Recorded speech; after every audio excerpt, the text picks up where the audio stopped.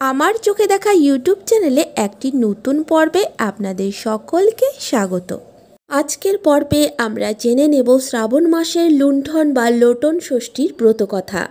এই ব্রত শ্রাবণ মাসের শুক্লপক্ষের ষষ্ঠীর দিনে করতে হয়।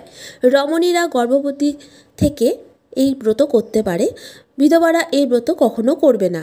সোম, মঙ্গল, শুক্র ও শনিবারে এই ষষ্ঠী পড়লে পূজা করতে নেই, কেবল নিয়ম পালন করলেই চলবে। ব্রতের নিয়ম: প্রথমে আলপনা দিয়ে বটের ডাল বসিয়ে তার সামনে ঘট বসাতে হবে। তেল, দই, হলুদ বাটা সকলে দিতে হবে। কেবল অতিরিক্ত 7টি ক্ষীরের লোটন তৈরি করে মা ষষ্ঠীর কোলের কাছে দিতে হবে। পুজোর শেষে মা ষষ্ঠীকে প্রণাম করে ব্রত কথা শুনতে হবে। এবার আসি ব্রত কথায়। এক বামুনের 6 ছেলে আর তার 6 বউ ও 1 মেয়ে ছিল। সকল ছেলের ছেলে হয়েছে, মেয়েরও 2 ছেলে। শ্রাবণ মাসের প্রথমে মেয়ে ও তার ছেলে বাপের বাড়ি এসেছে। শ্রাবণ মাসে 2-1 দিন থাকতে আবার শ্বশুর বাড়ি চলে যাবে। বামুনের সংসার বেশ সুখের। নাতি নাতনিতে বাড়ি গম গম করছে। পাড়ার সকলের তাই দেখে হিংসা হতো। আবার কেউ কেউ বলতো, আহা, মা ষষ্ঠী যেন ডালে ডালে ফল দিয়েছেন। ছেলেরা বউয়েরা সকলে বাপ মা শ্বশুর শাশুড়িকে ভক্তি করে দেবতার মতো।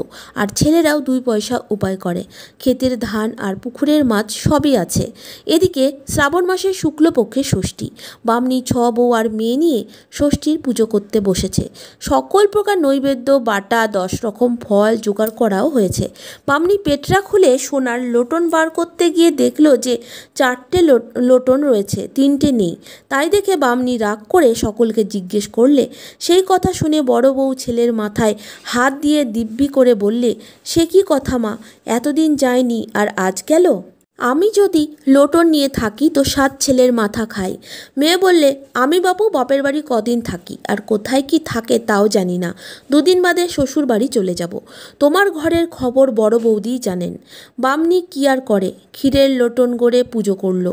বড় বউ মনে মনে মা ষষ্ঠীকে সব জানিয়ে বলল, মা ষষ্ঠী, তুমি তো মা সব শুনলে। ঠাকুরজি আমার নামে বদনাম করলে, তুমি এর বিচার করো। বামনির ছেলেরা সব বাড়ি এসে সকল কথা শুনে বেশ রাগ করলে। আবার বড় ছেলে তার বউকে যা মুখে এলো তাই বললে। তাই শুনে বড় বউ মনের ঘেন্নায় রাতে আর কিছু খেলে না। ছেলেদের নিয়ে ঘরে দরজা দিয়ে শুয়ে রইল। সকালে বড় বউ ঘুম থেকে উঠে দরজা খুলে দেখে যে 7টি ছেলেই মরে গিয়েছে।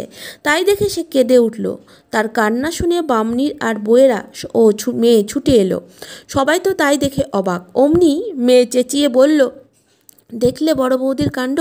নিজে লোটন চুরি করে সাধু সাজলেন আর মা ষষ্ঠীর সঙ্গে চালাকি করলেন। 7 ছেলের মাথায় হাত দিয়ে দিব্যি করলেন, তার ফল সঙ্গে সঙ্গে ফলল। ননদের কথায় বড় বউ কাঁদতে কাঁদতে বামনির পা ছুঁয়ে দিব্যি করতে গেল। ননদ বড় বউয়ের হাত ধরে সরিয়ে দিয়ে বলল, আবার কি মাকে খাবি নাকি? এই কথায় বড় বউয়ের মনে খুব দুঃখ হলো।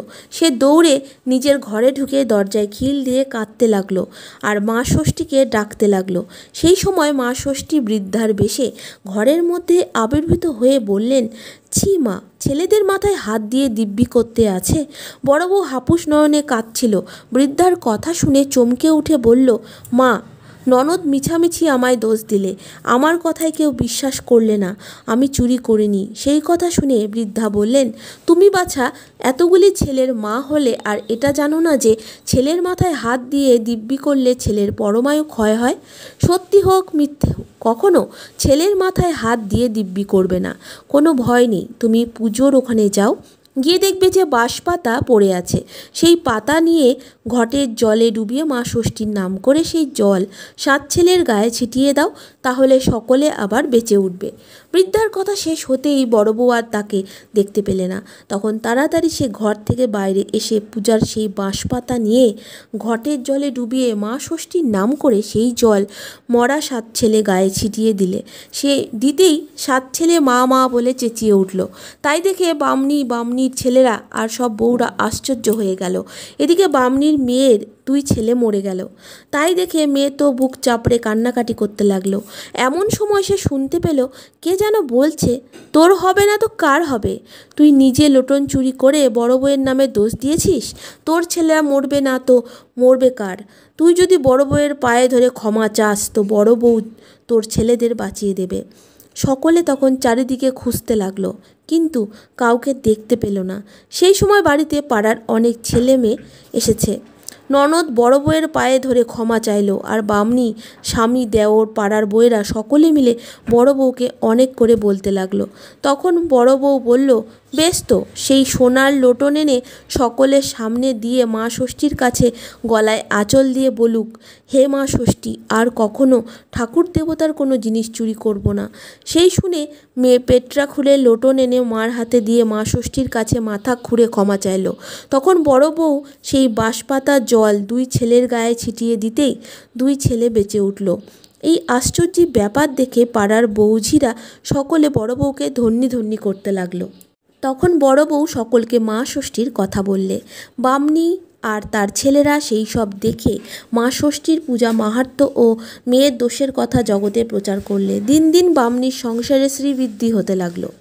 এই পূজা যে রমণী পালন করে তার ছেলেরা অকালে কখনো মরে না। বন্ধুরা, এই ছিল লুণ্ঠন বা লোটন ষষ্ঠীর ব্রতকথা। ভিডিওটি প্রথম থেকে শেষ অবধি দেখবে, লাইক শেয়ার কমেন্ট করে আমার পাশে থাকবে। ধন্যবাদ।